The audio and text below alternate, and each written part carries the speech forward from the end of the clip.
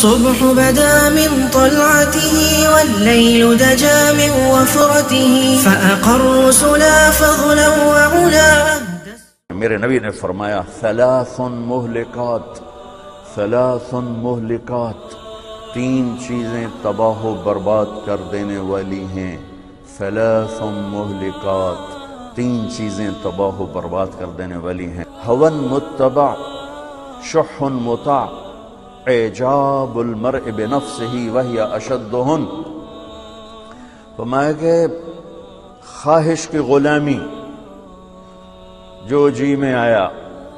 افرأیت من اتخذ الہہ ہواہ واضلہ اللہ لا علم، کہ خواہش کے غلام بن گئے، جو جی میں آیا کرنا ہے، جو جی میں آیا کرنا ہے. پہلی چیز ہلاک کرنے والی. شح مطاع، بخل انتہا درجے کا. بخیل اللہ کا دوست نہیں ہو سکتا. راتوں کو تہجد پڑھے، دن میں روزہ رکھے، ہر سال حج کرے، عمرہ کرے، اللہ کہتا ہے میری تیری دوستی نہیں لگ سکتی. بخیل میرا دوست نہیں ہو سکتا.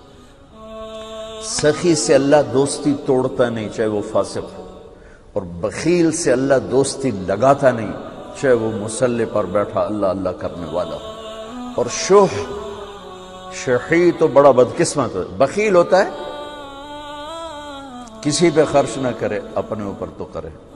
اور شحی وہ بدبخت ہوتا ہے جو صرف گن گن کے مزے لوے، نہ اپنے اوپر خرچ کرے، نہ بچوں پہ خرچ کرے، نہ کسی اور پہ خرچ کرے. لاکھ ہو گیا، کروڑ ہو گیا، ہن 100 ارب ہو گیا، ہن 200 ارب نام اور رات قبر جا کے مٹی دی کیڑیاں دی غذا بن گیا. یہ شحی ہوتا ہے.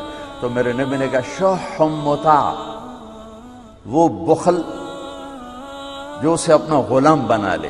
اور تیسری بات میں بتانا چاہتا تھا، آپ نے فرمایا اور آدمی کا خود پسندی کا شکار ہو جانا. خود نمائی، خود بینی، خود پسندی کا شکار ہو جانا.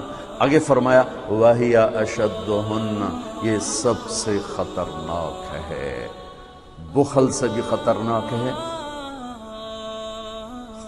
خواہش پرستی سے بھی خطرناک ہے، اور تمام ان برائیوں سے جو ہلاک کرنے والی ہیں ان میں یہ سب سے زیادہ خطرناک ہے.